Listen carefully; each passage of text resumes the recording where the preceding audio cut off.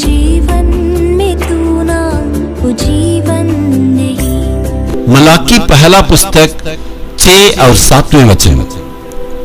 पुत्र पिता का और दास स्वामी का आदर करता है। यदि मैं पिता हूं तो मेरा आदर मानना कहाँ है, और यदि मैं स्वामी हूं तो मेरा भय मानना कहाँ है। सेनाओं का यहोवा तुम याजकों से भी जो मेरे नाम का अपमान करते यही बात पूछता है, परंतु तुम पूछते हो हमने किस बात में तेरी नाम का अपमान किया है। तुम मेरी वेदी पर अशुद्ध भोजन चढ़ाते हो, तो भी तुम पूछते हो कि हम किस बात में तुझे अशुद्ध ठहराते हैं। इस बात में भी कि तुम कहते हो यहोवा की मेज तुच्छ है। इस्राएलिया ये पूछ रहे हैं, हमने परमेश्वर का कब अपमानित किए, हमने परमेश्वर का क्या अशुद्ध किए। परमेश्वर से ऐसे सवाल जवाब पूछ रहे हैं। इस यहूदा का गोत्र और याजकों को पर परमेश्वर नाराज है।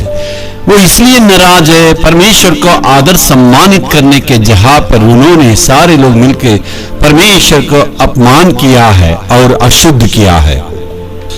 मलाकी अपना संदेश को कहां से शुरुआत करता है, यहां देखिए याजकों से ही वो शुरू करता है। इसका मतलब एक देश का चलाने वाला याजक है। याजक सही नहीं तो वो देश जो है अशुद्ध हो जाता है। याजक सही दिशा नहीं दिखाएंगे तो वहां का लोग गुमराह में आ जाते हैं।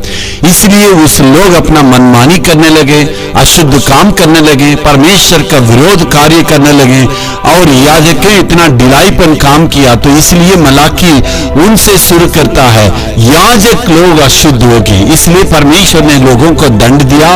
वे सब बंधुआई में और वहां दूसरे पराया देश में बंधुए के रूप में चले गए। याजकों का मतलब आज के समाज में देखिए मसीह लोग और विश्वासियां सब मिलकर याजकों के रूप में कहते हैं हम परमेश्वर के सामने सही रहना। 3 बातों को मैं यहाँ कहने के लिए चाहता हूँ। सबसे पहले हम याजक या विश्वासी दूसरों के लिए ठोकर का कारण नहीं बनना है। हमारा चाल चलन, हमारा बोली दूसरों के लिए ठोकर का कारण नहीं बनना। और दूसरे में हमारी जिंदगी या हमारा जीवन सेवा के रूप में बदलना है। हकीकत है हमारा कर्तव्य, हमारा सारे रवैये प्रभु के सामने योग्य रहना है। सबसे आखिरी में तीसरे में हम परमेश्वर के लिए आत्माओं को जीतना है। जी हाँ, जिस जिम्मेदारी के प्रभु ने हमारे हाथ में दिया है उसको करने से इस देश में बहुत बड़ा जागृति आने वाले है। Hallelujah, hallelujah.